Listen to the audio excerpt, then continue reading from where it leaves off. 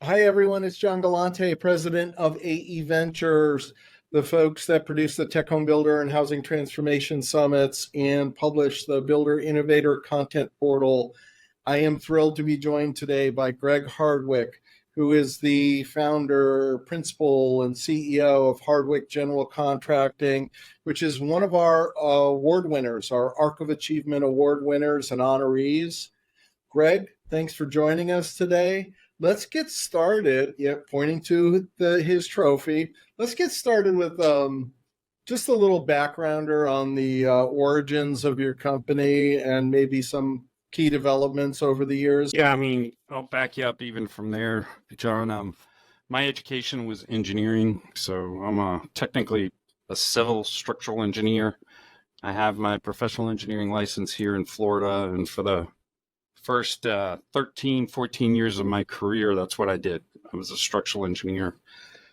But from a young age, I was always fascinated with construction and specifically remodeling, because my dad was in the Air Force. So being a military brat, we moved all over the place, and it seemed like every home we lived in got remodeled or added on to in some way or another.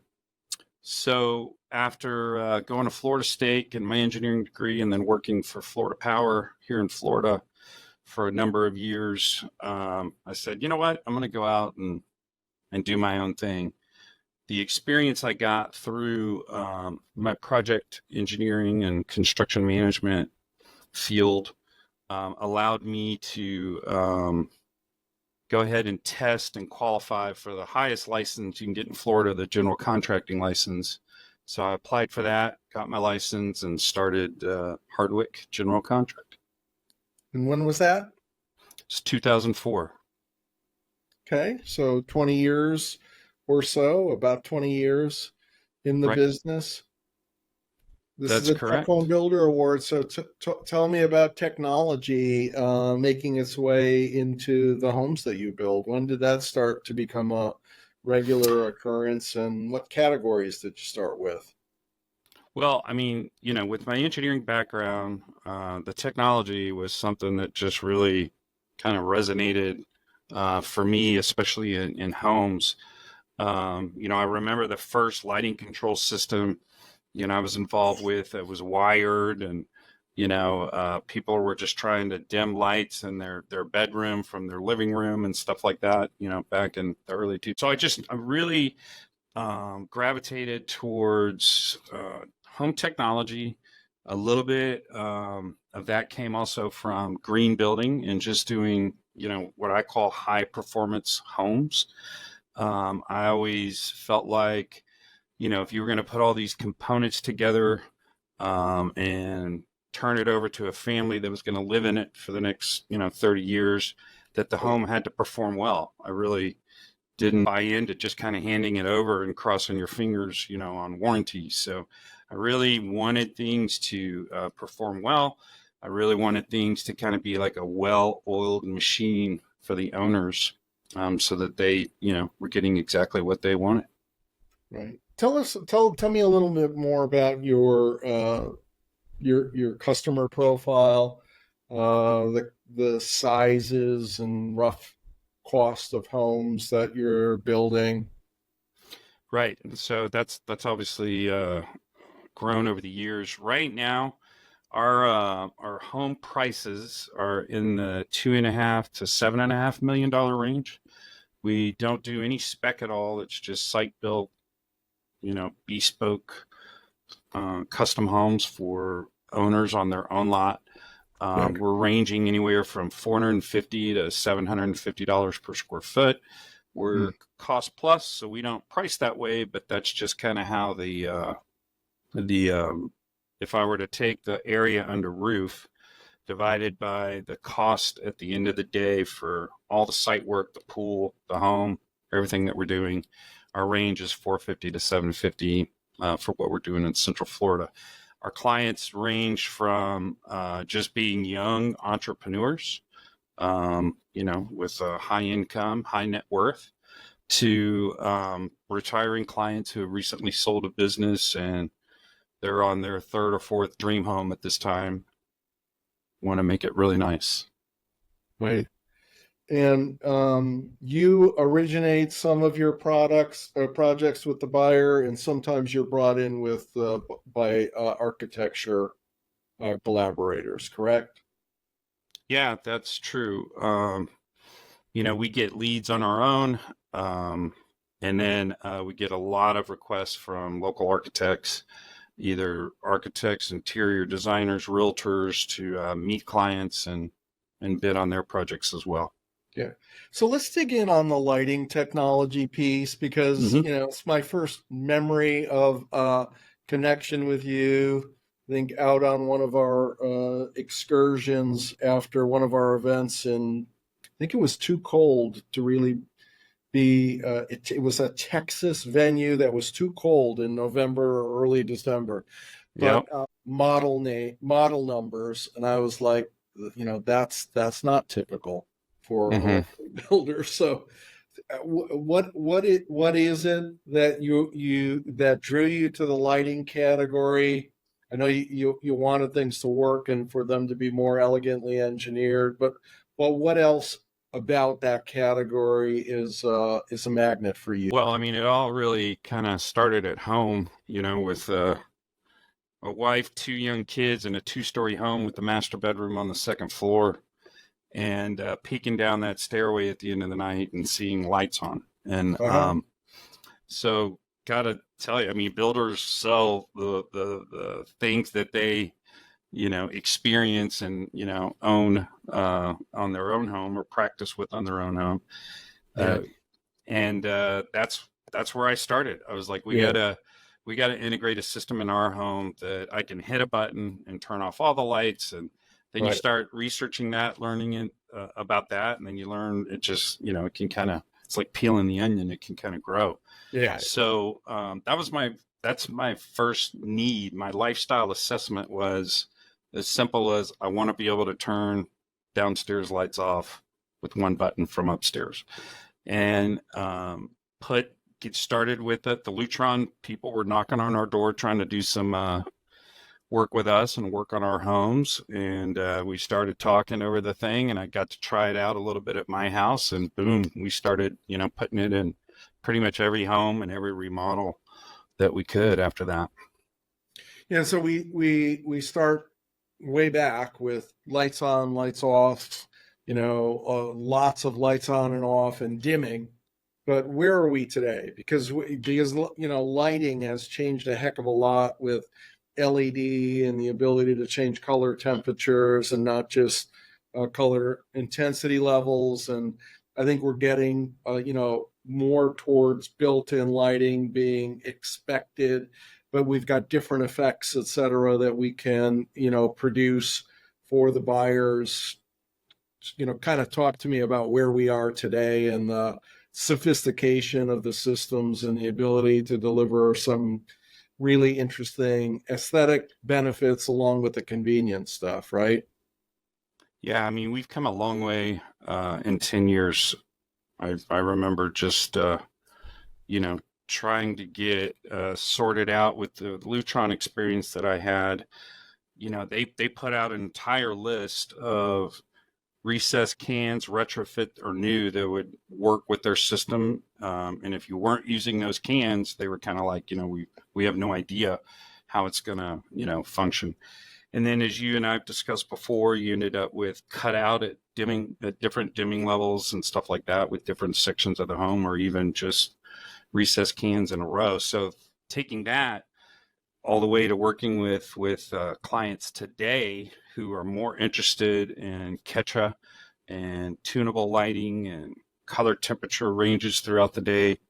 It's really that is a real thing. I mean, people are doing it.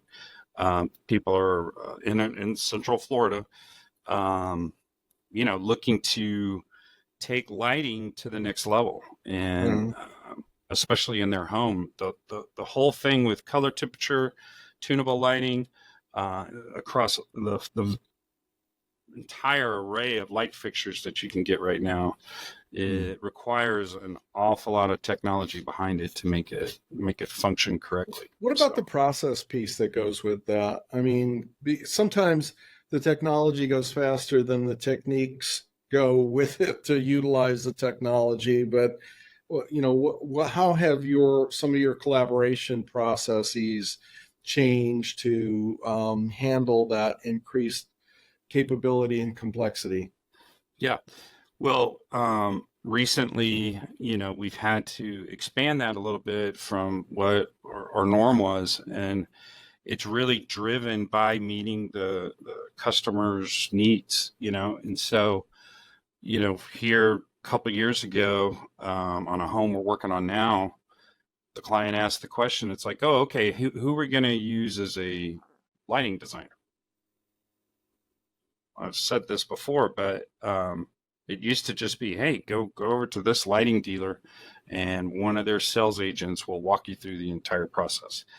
And that wasn't the level that we were looking for, or the owner was looking for at this home. So as I kind of furthered my research with a lot of the contacts that I've met at TecHome, quite frankly, we brought in a third-party lighting designer. That is all they do, is design lighting for homes. And it really doesn't matter how large or how small, but they come in and all they talk about, it's like Kentucky Fried Chicken. Lighting is their thing.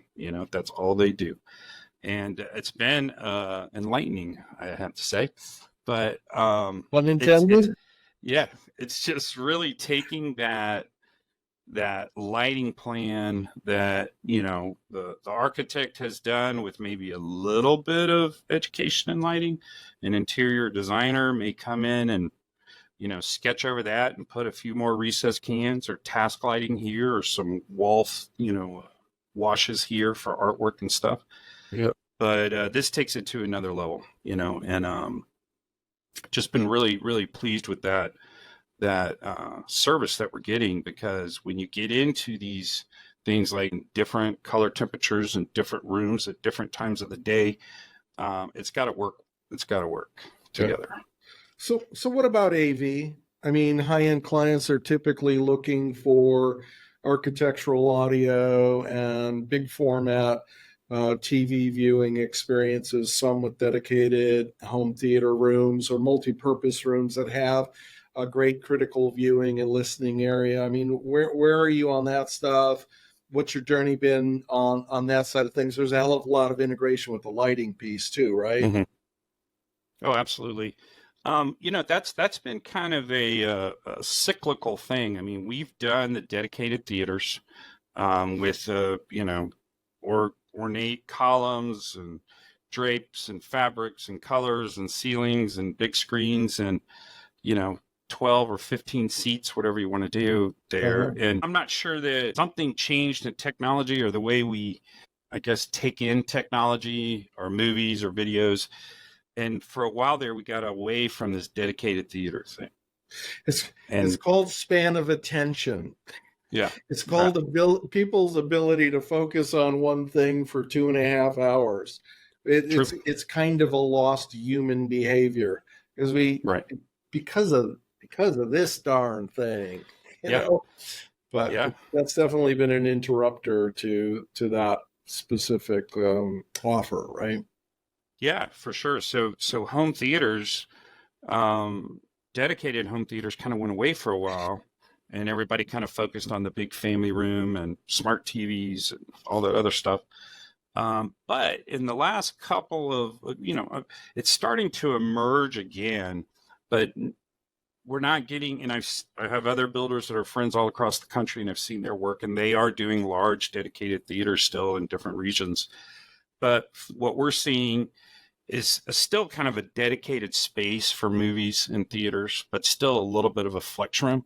But we're seeing it come back a little bit with clients, and I don't know if it's a generational thing, that we're just working with clients that really enjoy that stuff right now, or if there's a means that this, again, the way we consume digital media and stuff is kind of making its way back into a dedicated theater room. Yeah. Cool. So smart home. sort of features, right? Which would, you know, to me, and it's a lot of times it's smart home security, right? But it's these are mostly convenience driven sort of feature sets, right? With, you know, Hmm. it's keyless smart locks at the door. It's the ability to control the heating and cooling with a connected communicating thermostat, maybe one that thinks too much sometimes. Uh, the surveillance piece and security and such, and kind of all of that tied together for certain efficiencies and special delivery of function. I mean, are you in on that on a regular basis? And I'm Oh, assuming that's absolutely. becoming Yeah. more and more, you know, just a Yeah. staple, right? Absolutely. Absolutely. From, remember the smart thermostats, programmable thermostats that you mentioned, to now being able to open garage doors and doors remotely The to, problem with programmable thermostats was mhm, you had to be smart because they weren't really smart. You right. had to sit there at a tiny mice type size thing and punch buttons according to some code that you weren't aware of to program a thermostat. So they were basically unprogrammable thermostats. True. That's true. But yeah, once the Wi-Fi, capabilities started getting built into those, you know, I guess to all of that you said, from entry doors, garage doors, thermostats, lighting, shading, sound distribution, video distribution, all of that is coming right here. And so as we were kind of talking about how people consume, digital content and media now, they like being able to control stuff around their home right here at this device. So even though we still utilize keypads and we still have touch screens in certain areas, like walking into a master vestibule or foyer, whatever you want to call it, and hitting a few little scenes here and there, I have clients that this is their control. They want it right here, just like they get email, just like they get phone calls, voicemail, text messages. They want to control their home here. So Yeah. um, I think that's been a big driver. You probably recall maybe 4 or 5 years ago, we were all struggling with, well, what's the right platform? What platform are we going down? Who's going to be the one that controls everything? And at the end of the day, it's right here. A lot of it is right here. It's the phone, Yeah. and just being able to have an app, connect wirelessly, connect to the systems that you have in the home, and do all those What's cool going on things. with user interface beyond the phone? I mean, if you go back 5 years ago, everybody said, well, speech recognition is going to be the only UI. You know, Right. everything else will be obsolete, which has not been the case. But I guess I'm curious with your luxury clients, is there a modicum, a blending of speech recognition along with touch screen on the phone and on the wall sort of control? Is that what you're seeing? Yeah, absolutely. I mean, we always, I was in a client's home the other day. We wrapped up last year just to come in and say, hey, and it's funny just trying to yell out, hey, Google, or hey, Alexa, and see which system they're using that might change something in the house. And so, I think that I think people use voice connectivity and control for certain things that works for them. They use keypads for certain things that's easier to use a keypad for, and they use their phone for certain things where it's easier to use a phone for. I think that, I haven't had a lot of experience with the really intricate Josh AI stuff and those type of things. It's been, Alexa and Google, Yeah. pretty much. Are And we there's able just to some. get that, Greg? Are we Mhm. able to get the fit and finish? I mean, we've become so mainstream with some of the smart home devices that the industrial design is kind of looks mainstream market sometimes. But are you able to Mhm. get the fit and finish from an aesthetic standpoint for your luxury clientele on the smart home devices and system interfaces? Yeah, I mean, I do. I think that the clean, modern look looks really well, works really well with some of the keypads that are out there right now. I mean, a lot of these manufacturers right now, I mean, all the different types of metals they can use, the different types of finishes they can for the wall plates and the wall controls, Yeah. the touch screens are always pretty sleek. So that adds a level of, fit and finish to the whole thing that's better than your standard, toggle light, in and of itself.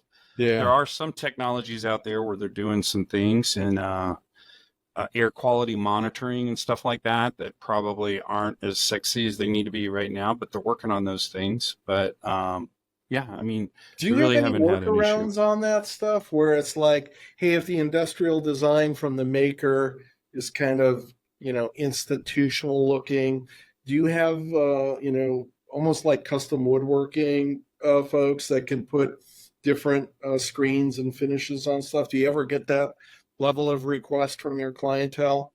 Oh, absolutely, especially in the theater and those type of rooms. But yeah, we've done our share of hiding, backup switches in closets and stuff like that for lighting control systems, and um, you know, we try to hide what we can if we don't think it's the aesthetic that we're looking for when we can. But it hasn't been a big driver. We haven't had a lot of clients that have said, they really love or hate it one way or the other. So you talked about green being a driver for you. I mean, what are you doing with technology on the energy conservation side of things or the water conservation and control side of things? Has that become part of your portfolio as well? Yeah, I mean, sticking with water first because it's the easiest and most brief. I mean, that stuff's been kind of coming down the pipe, so to speak, for quite a while. The low flow toilets, the dual flushing toilets, that were popular a couple of years ago. Yeah. My first introduction into technology in plumbing was Kohler's digital thermal valve, and I'll never forget the first time we put one in, and it had steam, it had one shower head, an arm shower. I mean, I think the thing has like 4 or 5 different outputs that you're controlling on essentially a touch screen or on your phone or on something like that. And so, the plumber did their part, tile guy did their part, everybody did their part, and then we got down to turning it over to the owner, and nobody really knew how to turn it on. So it's like, well, you're the plumber. I mean, you put it in, and the plumber was not going to be the guy that turned that on. So, fortunately, my first experience with Kohler digital thermal valve, the owner was sitting there with us and had a little bit of a background in it and helped us kind of get into the system and start programming his stuff. So after that, I was like, we got to change. If we're going in this direction, we got to start looking for plumbers that know this space and know how to turn this stuff on at the end of the day, because the plumber wasn't going to do it. The integrator wasn't going to do it because they're not a plumber. And so we had to figure it out. The digitally capable plumbers. Yes. It, it, Yes. it, it only took us 40 years to get electrical contractors to some level of digital capability. So Exactly. maybe by 2050, you'll have your digital plumbers too. That's right. But on the home energy stuff, that's always started with right sizing your HVAC design, your air conditioning and heating design for the actual thermal envelope of the home. Yeah. Lighting is a part of that, and that galactic move from incandescent over to LED. In a lot of ways, we were doing it ahead of the curve. Now you really don't have a choice. But something we're doing here recently on the HVAC side is this dynamic refrigerant flow stuff. So we have owners with very large homes that don't want to heat 10,000 square feet, with at the same set points, in the different spaces of the home. And so with this variant refrigerant flow system that we're doing, you can actually have smaller essentially air handlers distributed throughout the house. So like 3 or 4 air handlers that have the capability of controlling different temperatures in those sections of the home, but going back to one compressor. So, you don't have 3 or 4 mini split compressors or larger compressors, out on the outside of the house. You can actually have real air handlers without, the different zones that we would do in the zone damper controls and all this other stuff. Now it's really just an air handler dedicated to that part of the house. So that's helped, with people that want different temperatures and different set points throughout their home. And then obviously solar has been around forever, but the storage technologies are getting a little bit more accessible and available. And we have, almost every homeowner right now in the high-end luxury market going down that pathway. And EV charging, and of course, that's kind of a trigger for a more sophisticated energy system, right? Because True. a couple of EVs to charge, you're suddenly exceeding the typical capacity off the grid, and you can save money by generating your own power and storing it. So it tends to have a cascading effect in terms of systems. And you're in on that game, right? And you're connected to some of the key players on the vendor side of things on that too. Yeah, and then that, and I'm an old power engineer, so the demand side management of all of that, and if your car is charging on off peak hours, what can you turn on and turn off, to kind of level the load or level the demand during, peak hours and those type of things. So how important is this technology expertise that you've, and application expertise that you've built up over the years? How important is that to you and your business? Is that one of your key calling cards with clientele? Where does it rank? Is it number 10 on the list, number 3 on the list? Well, I mean, it kind of, to my observation of this whole thing, it kind of, simulates where the market is, just in general. So not everybody that gives us a call understands our experience in home technology and green building and energy management and those type of things. But the people that are in the market, kind of in the upper echelon of luxury, who want that stuff, we have the education to talk to them about how to solve or provide solutions for those things that they're looking for. So for the people, I guess what I'm trying to say is for, if you're going to build a $7.5 million house for a guy or family that wants that, you got a much better chance of getting that job if you're educated in those things at the level that they're asking for. So with that being said, believe it or not, down at the $2.5 to $3.5 million price point of our clients, it's hit or miss. There's people that don't really haven't even thought about it, and there's people that kind of really want some cool stuff. But when you get to the high end of what we're doing, they all want it. Yeah. Is there a project over the years that you would characterize as your longest home run on the technology that you built into it, and how well it delivered for the client? Yeah, I mean, it's one we wrapped up, probably a year and a half ago, and we have a long sales process and a long construction process and kind of what we do. And, this was a young kind of entrepreneurial type of, demographic. And I think it was, and we have technology everywhere. I mean, there's got to be, I don't even know, I didn't measure, but there's miles and miles and miles of low voltage cable throughout this house. I mean, just everywhere. And so with all that, there's a lot of potential for things not to work correctly or not work right or not work the way that that owner intended for them to work. And so he's very happy with how it turned out. We're very happy that he's happy how it turned out. And I think that happened because we really didn't push or sell what we thought home technology was, or what platform we thought he should go with, or what he should do. It's just when he asked whether he could do certain things, we were able to say yes or no, and here's how you do it.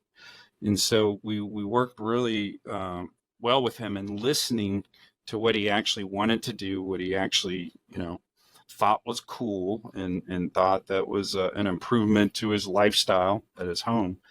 And I think that listening part and working him through that, navigating through that together, getting educated together through that, but most importantly, listening through that is what was the key to success. On the technology side of things, is there a vendor manufacturer relationship that you would characterize as top of the pyramid, and what makes it that? Well, you're asking for specific brands Sure. and those things that are out Yeah, there. let's Okay. name Well, names. my background with Lutron. I've been big fan of Lutron, for a very long time. We've done a lot of Control 4 lately, and that has seemed to really work well. I think that's drastically improved in the last 5 years, and clients Tell are me real happy. about the totality of the offer from the manufacturer, right? There's the products, but then there's the process supports. Characterize those for those two vendors, in terms of what makes those relationships sing for you. Well, the Lutron relationship really just had to do with a really good local rep who really reached out and tried to educate a lot of builders and kind of what they were doing. Very accessible, very open to participating in industry events and those type of things. So building that relationship really at the local level helped, and then getting to know a lot of the people all the way up through management and tech, and going to their experience center and getting educated, at their experience center doing something, and then, learning about really, mind-blowing new type of products in those scenarios. So just a lot of the relationship building, the education, those different experiences that they put you right in front of, that you can experience for yourself really what happens and what the results are, so you can talk a little bit better about that with your homeowners. So Lutron did a really outstanding job with that. Generac was very good, in what we're doing with Generac on back up here in Florida, which is important during hurricane season. And even though we've done a lot of Control 4, a lot of that really hasn't happened with Control 4. And so the one that's really moving in to develop that right now is Savant, So the Savant people are very interested in me getting to know more about Savant and what they do, and experiencing Savant.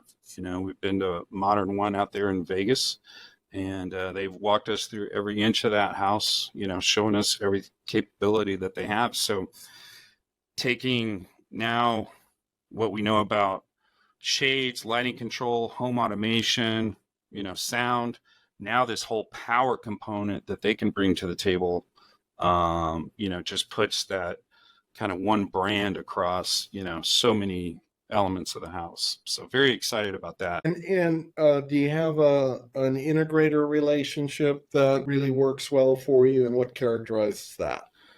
Yeah, well, I can say the best thing that's going on with our integrators right now is they've realized that I'm not going to give one integrator all the business. So they're finally over that.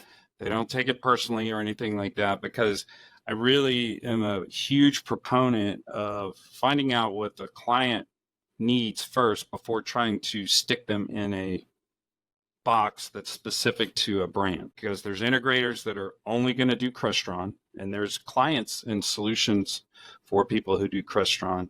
Same thing with Control Force, same thing with Savant. And it's rare that our integrator dealers in Central Florida aren't married to one of those brands or another. So I have to spread it around a little I bit. think that's a pretty unique approach, Greg. It's one of the things that would probably set you off as a tech home builder, arc of achievement. Because as a builder, to have that sort of confidence of understanding the differentiation of those various control systems and understand, to have your hands on the steering wheel to that extent and not just throw it over the wall to one integrator to push whatever it is that they happen to have proficiency in is very unusual. I'm not really aware of any other builder who would do that by choice. Some might do it because they're in lots of locations and they don't have a choice of having one integrator, but that's a pretty unique approach. Yeah, well, I mean, with the level of technology that's before us now, and we always make that joke. It's not the stereo guy's world anymore, right? It's a completely different world. I view this tech guru or this home technology platform just as importantly as selecting an interior designer or selecting an architect, because the fit and finish of the home is kind of one thing, and people are either going to like it because of their interior designer or not like it because of their interior designer. And if the interior design, there's a couple of different type of clients, but for the clients who want some input into their design, they want a little bit of input into what the home's going to look like at the end of the day when we turn it over to them. That requires a design professional that's going to listen to them. And so I view home technology and getting home technology correct for that unique individual has to do with listening and chemistry. And so that's why, we don't necessarily tie them to one brand or one integrator. Yeah. What do you see in the future for technology in your homes? What's coming? What do you think might become hot or something really positive to offer and deliver to your clientele? Well, I'm still, even though we still just have some inherent geofencing stuff built into some of the things we're doing, even with phones and stuff like that. Geofencing as it relates to, home technology, I don't think we've explored that probably as well as we can. The unique identity of who's in the home and what that user setting needs to be for that person interacting with the home or walking through the home. I think that's something that we can, explore a little bit. It kind of goes back to that, programmable, non-smart thermostat. It's like, okay, well, I got my weekend setting. I got my weekday setting. Now what happens when it's 4th of July on a Wednesday? I got to go in there and turn. I'm not, if I'm going to the office and the set point goes up to 80 and now it's 4th of July and I got all these people over, I want it at, 74, 73. So same thing with lighting control. A lot of that, you can do sunrise and sunset scenes and stuff like that with clocks, and they'll automatically open or close whatever function you want. But a lot of that is still hard programmed. And so again, it's that setting where all your shades go down and you're in, kind of energy efficiency mode during the day. And then all of a sudden the kids are off school, for the next 3 days. It's like, oh God, I got to go in here and, punch all these new buttons. Yeah. So how do we get around those type of scenarios without having to just completely kill our program and kind of start over? Yeah. So. Well, I can see your engineering background coming through because these are precision insights, Greg, into feature sets that you'd like to deliver to your clientele. And it's one of the things that makes you special at what you do. I really want to thank you for your time, for sharing not only on this call and this interview, but all the sharing you do at our events, because you're one of the guys that understands that the industry as a whole needs to make progress on this stuff, and you're certainly one of the key contributors on that front. With that, we're going to sign off on this interview with Greg Hardwick, Hardwick General Contracting.